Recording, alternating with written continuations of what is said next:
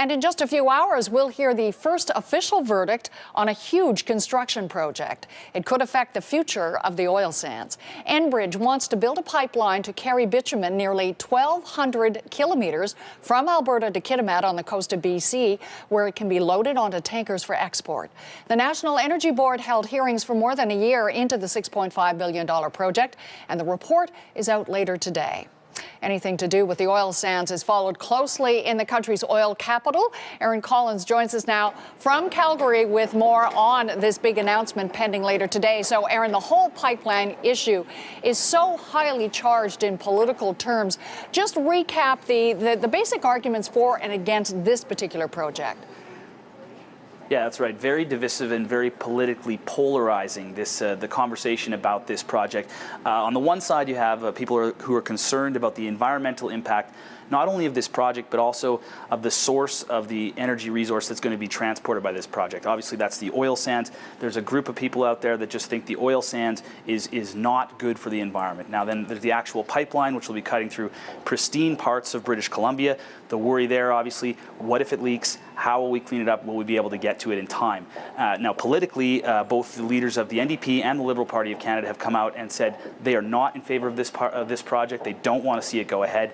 Of course, it's a very different story on the other side of the aisle, so to speak. You have obviously the energy industry, which is very much in favor of this project. They say we need it in order to get our resources to market, in order to get to tidewater. So that means to get to the coast so we can find new people to buy our bitumen. We need to get it to Asia so that we're not relying solely on the United States as our customer.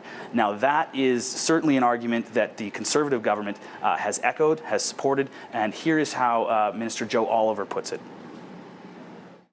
We have a strategic imperative, which is to move our resources to tidewater to access new markets, because the market that we've been relying on, virtually 100%, is the United States, and they have found vast amounts of gas and oil and are not going to need us as much. In fact, they're going to become competitors. So once again, Erin, Joe Oliver sort of making the case that it's important and that there's, in fact, a sense of urgency to move things forward.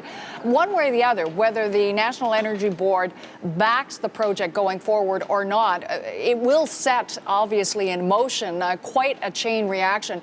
What does happen next? Well, what happens next is going to depend on what happens behind these doors later today. We're going to learn whether or not the panel who has considered this is going to recommend that this project goes forward or recommend that it doesn't. Of course, they could also recommend that it goes forward with any number of conditions. Now, obviously, as you heard from the government representative there, if there is any kind of a green light here, you would think the government who has the final say here will likely make the decision to approve it. If there are conditions attached, that makes things a little muddier. And of course, even if the project does get the approval to move forward, at the end of the day, it's Enbridge who's going to have to get those shovels in the ground, and it's any guess how long that could take. Okay, lots to watch for, and we look forward to hearing more reaction once the official announcement is made. We'll check in with you a little later. Erin, thanks very much for the latest on this. Erin Collins in Calgary.